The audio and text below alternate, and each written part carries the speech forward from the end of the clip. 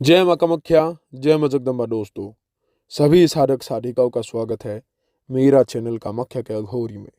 दोस्तों, आज मैं आप लोगों के लिए एक बहुत ही बढ़िया एक उपाय लाया हूँ, जिसको बताने से आप लोग को क्या होगा कि लाभ क्या होगा, कि आप लोग भविष्य की बातें जान पाओगे। ठीक है, आप लोगों को नाम से पता चल गया होगा कौन सा मंत्र बताने वाला हूँ।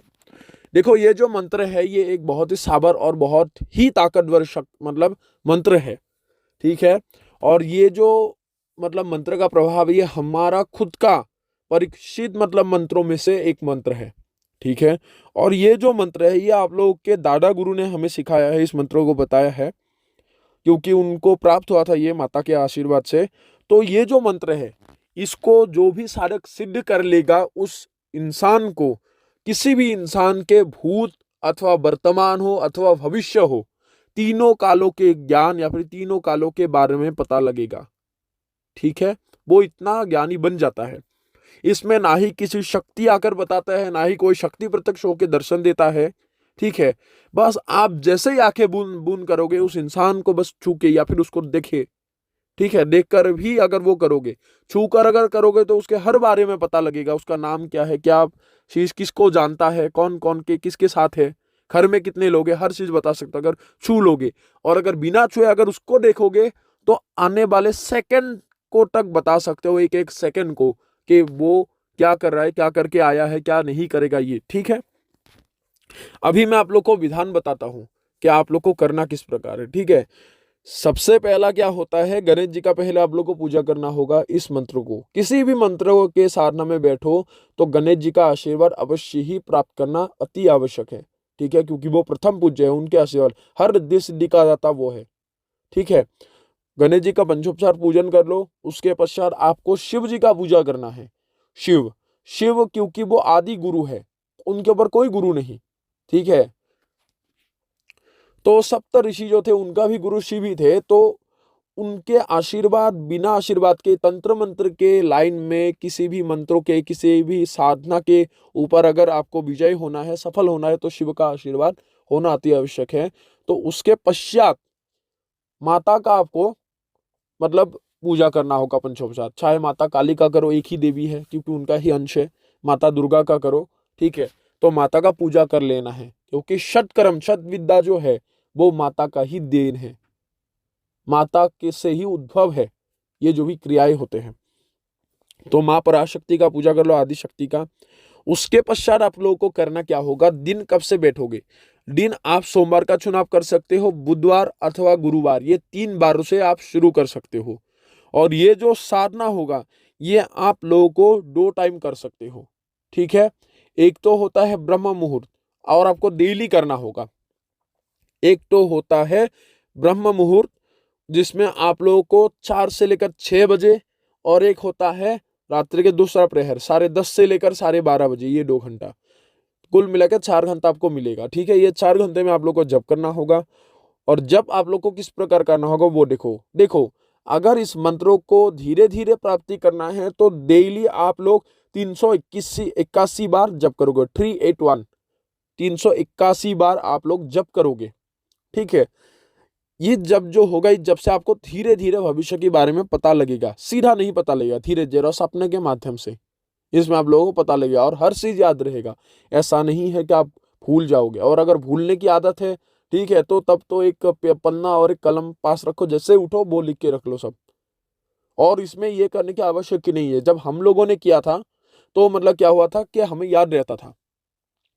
हालांकि एक बात मैं आप लोग को पहले ही बता दूं कि भविष्य ज्ञान होने के बाद अगर किसी के मृत्यु के बारे में पता चलता है, तो उसको रोकने के लिए कोशिश मत करना, क्योंकि मृत्यु को रोकना तो विधान के साथ खिलवाड़ करने का जैसा है। इसलिए कोई भी, जितने भी साधक होंगे जो भविष्य के बारे में जानते हैं, वो लोग इतना ज्ञानी है, उसके पश्चात भी किसी के मृत्यु को वो लोग नहीं रोकते, ना ही वो लोग बाधा बनते हैं। अगर वो बाधा बनेगा तो महादेव अथवा परमपिता परमेश्वर के रास्ते में बाधक होते हैं, तो ऐसा पाप कार्य नहीं करते जो भी ज्ञानी साधक होगा। तो उसके लिए क्या होता है, भविष्य के बारे में पता लगने के बाद भी मृत्यु के बारे में किसी को बताया नहीं जाता। ठीक है, उसके पश्चात सुनो, ये जो मंत्र है, ये मंत्र कितने में आप लोग का जप होगा, जब आप पूरे एक शक्ति की तरह बता पाओगे भूत वर्तमान भविष्य, जो मतलब देवी देवताएं बताते हैं, जो मतलब आपका बेताल हो, लाल कुबीर हो बताएगा, उस प्रकार बता पाओगे। ये आप लोगों को मंत्र को 6 लाख जप करने के बाद, 6 लाख जपने के बाद आप लोगों को इसका सिद्धि प्राप्त होगा, जिसमें आराम से भूत भविष्य वर्तमान तीनों कालों के ज्ञान आप लोगों को पता लगेगा। ठीक है। और मेरे राय से अगर आपको इस मंत्र को जप करना है तो सबसे उत्तम बार है शिव जी का। सोमवार से शुरू करो, सबसे उत्तम बार है, फल की ज्यादा प्राप्ति होगा अच्छे से। ठीक है। और आप लोग को करना क्या होगा, देखो नीति नियम क्या हैगा। नीति नियम जो होगा, सबसे पहला होता है संभोग नहीं करना है। संभोग करोगे तो साधना खंडित होगा साधनाओं के दौरान। ठीक है। पराय स्त्री गमन नहीं करना है। उसके पश्चात गंदे विचार मन में नहीं रखना है। जमीन में सोना होगा। उसके बाद भोजन में कोई दिक्कत नहीं है, बस मांस मछली अंडा शराब इसका नहीं सेवन करना है।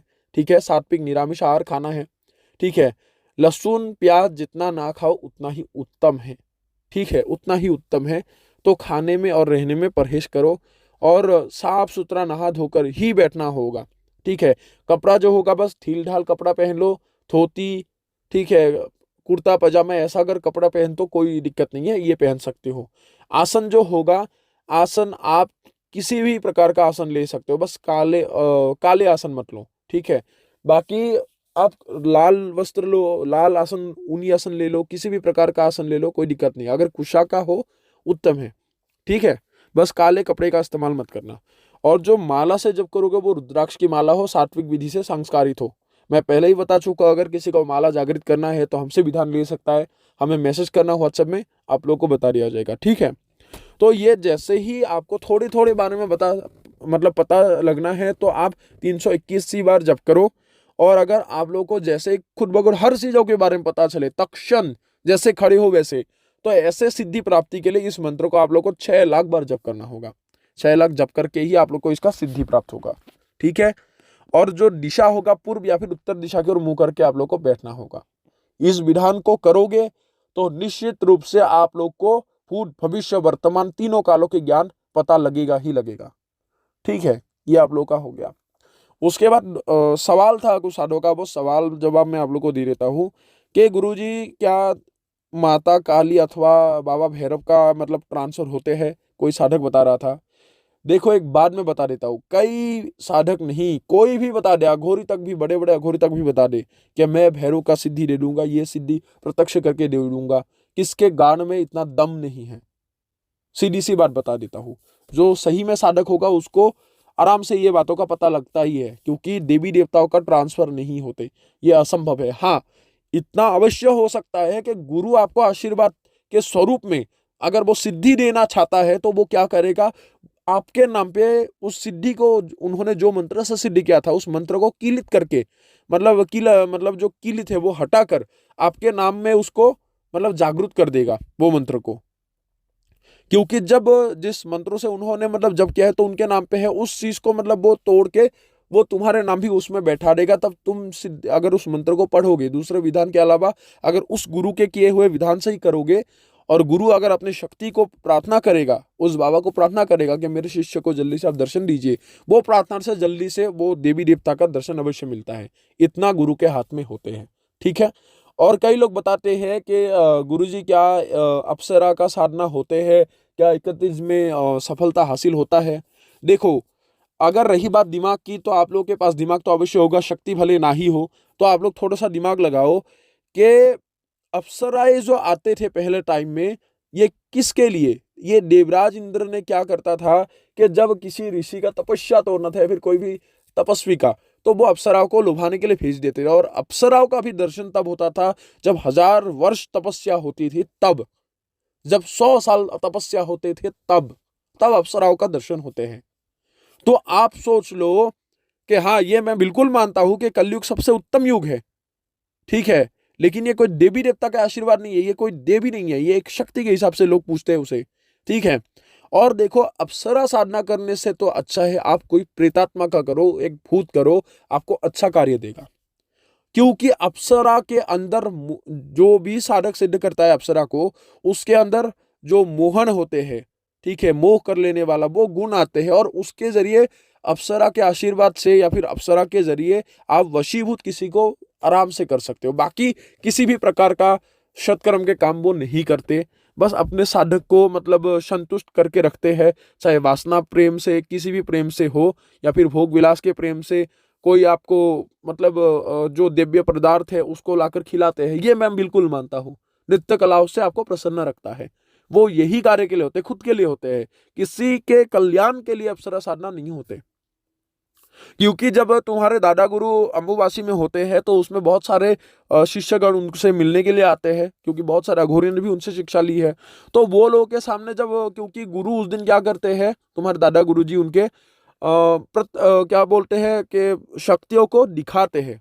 ठीक है, देखो ऐसा नहीं है कि किसी के सामने शक्ति को जाहिर करना, ठीक है, बस क्या होता है कि शक्ति को प्रदर्शित करते हैं अपने शिष्यों के सामने, जैसे अप्सरा का नृत्य दिखाना, ऐसा हमने भी देखा है।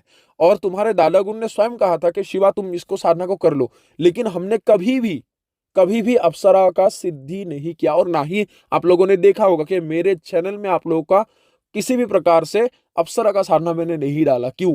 क्योंकि हमने खुद नहीं की। जो साधना हमने नहीं की तो नहीं की, और जिसका चाहूं तो अभी भी मैं उनसे साधना लेकर कर सकता हूं। एक दफा ऐसा नहीं है कि मैं बैठा था, लेकिन जब उसका गंदा अनुभव मुझे होने लग गया तो उसके बाद मैंने कभी भी अप्सरा साधना में हाथ ही नहीं डाला।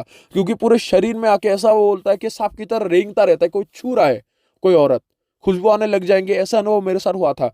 जब ये अद्भुत मतलब उसका अनुभव ही गंदा मिला एक दिव्य शक्ति में, तो उसमें मेरे को उसका जो फील है वो खराब लग गया, तो उसके बाद मैंने छोड़ दिया।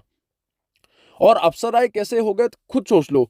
स्वयं इंद्र के बेटे जो अर्जुन थे उनको स्वयं एक अप्सरा ने, रंभा अप्सरा ने, माता होने के बावजूद भी उनके माता तुल्य सम्मान के साथ ही साथ उन्होंने उनको वासना वासना का मतलब उनको प्रार्थना की थी कि मेरा वासना पूरा करो। तो सोचो अप्सरा कैसा होगा। मैं ये नहीं कहता कि खराब साधना है, लेकिन उससे किसी को लाभ नहीं होता है, मैं गारंटी देता हूं। जिसके पास भी अप्सरा है आ जाओ, मैं देखता हूं वो क्या करके दिखाता है। ठीक है, ये होता है। और रही बात सिद्धि की, तो जिस युग में, सत्य युग में उसका 100 साल साधना के बाद दर्शन होते थे, तो अभी क्या लोग करते हैं कि 31 दिन में साधना करो सफल हो जाएगा। ये नामुमकिन है, नामुमकिन है किसी को प्रत्यक्ष देना। और मैं पहले ही बता चुका हूं कि कुछ शक्तियों का होता है जो शक्तियों के कैटेगरी में आते हैं, जो होता है जैसे गंधर्व, किन्नर, अप्सरा, देवी देवताएं, इसका ट्रांसफर हो ही नहीं सकता। जैसे मैंने पहले भी कहा है कि मौक्किल साधना, अगर मैं मौक्किल साधना बताऊंगा तो जल्दी से सिद्ध होने वाले साधना मैं बता सकता हूं, लेकिन ऐसा नहीं बोल सकता मैं कि उस मौक्किल का ट्रांसफर मैं तुम लोग को दे दूंगा। हाँ, ये अवश्य हो सकता है कि कोई एक मौक्किल हो, एक बंधन के आधार पर दिया जा सकता है कि जब मेरा मरने का स्थिति हो, ठीक है, जब मुझे जाना होगा, जब मुझे अंत का समय पता लग गया है कि अभी मेरा उम्र हो चुका, मैं कभी भी जा सकता हूं, तो उस सिद्धि को एक इंसान को देकर जा सकता हूं, वो अर्पण देकर जा सकता हूं। लेकिन बाकी शक्तियों की तरह मैं ऐसे जो मैं किसी को देता हूं कि छोर भी रहा, इसको भी ट्रांसफर किया, उसको भी ट्रांसफर किया, तो इस प्रकार ऐसे हर लोग को मैं नहीं दे सकता। एक ही बार दूंगा, जो जीवन में एक ही बार होगा, वो मौक्किल का। बाकी मौक्किल अलग हो गया और देवी देवता और ये हमारे शक्तियां अलग हो गया। ठीक है, तो ये चीजें इस प्रकार होते हैं। मौक्किल मुस्लिम मुस्लिम धर्मों के मतलब लाइन में आते हैं। मौक्किलात जो होते हैं ये हमारे हिंदुओं के लाइन में नहीं आते, लेकिन पवित्र स्थान जहाँ पे होते हैं, चाहे मंदिर हो या फिर जो भी हो, उसमें से मतलब वो रहते ही रहते हैं। क्योंकि जो तुम्हारे दादा गुरु जी का मौक्किल था वो कामाख्या धाम में ही रहता है। ठीक है, माता के स्थान का रक्षा करता है, और उससे हम घूमकर भी आए हैं पूरे कामाख्या धाम। तो ऐसे बहुत सारे बातें हैं। और रही बात अभी चीजों की, तो जो बाण काटने का मंत्र है, और अगले जो साधना होगा वो मैं एक बहुत ही शक्तिशाली पिशाच का बताऊंगा। बहुत सारे लोगों ने बोला कोई अच्छा सा एक पिशाच का साधना बताइए जो धन धान्य से लाकर पूरा कर दे और सीधा कार्य करे। तो बिल्कुल आप लोग के रिक्वेस्ट में मैं वो बताने वाला हूँ। उसके पश्चात आप लोग को बाण को काटने का और मोहित करने वाला जो मोहन मंत्र होते हैं उसका मैं आप लोग को मतलब बताऊंगा। ठीक है, अभी जो उसका मंत्र है वो आप लोग नोट कर लो, मैं जो अभी बताने वाला हूँ। मंत्र इस प्रकार है, आप लोग ध्यान से सुनिएगा। ओम ओइंग क्लोंग ख्यंग लंग लांग ह्रिंग हुंग स्वाहा स्वाहा। इस प्रकार मैं मंत्र फिर से बता रहा हूं, क्योंकि जो गुजरे मंत्र थे लोगों का थोड़ा सा गलती हो गया था। मैं इस बार लिखकर भी डिस्क्रिप्शन जो बॉक्स है उसमें लिखकर भी मैं भेज दूंगा, आप लोग देख लीजिएगा। फिर से बता रहा हूँ, ध्यानपूर्वक सुनो। ओम ओइंग क्लोंग ख्यंग लंग लांग ह्रिंग हुंग स्वाहा स्वाहा। इस प्रकार मंत्र को आप लोगों को जप करना होगा, ठीक है। और मैंने किस प्रकार जप करना है आप लोगों को पहले भी वीडियो में बताया है, ठीक है। ध्यान लगाकर आप लोगों को मंत्र को जप करना होगा, ठीक है।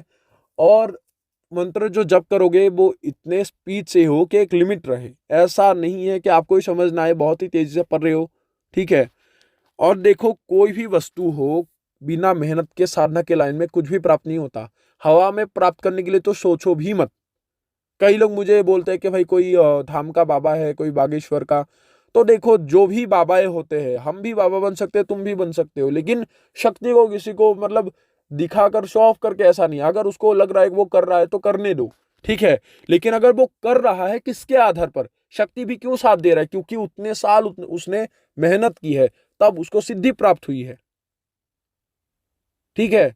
तो ऐसे जब मेहनत करोगे तभी प्राप्ति होगा। अगर बिना मेहनत के सोच रहे हो तो कुछ नहीं मिलेगा, बस एक बहुत ही बड़ा अंडा मिलेगा, मतलब जीरो, शून्य, और कुछ नहीं है।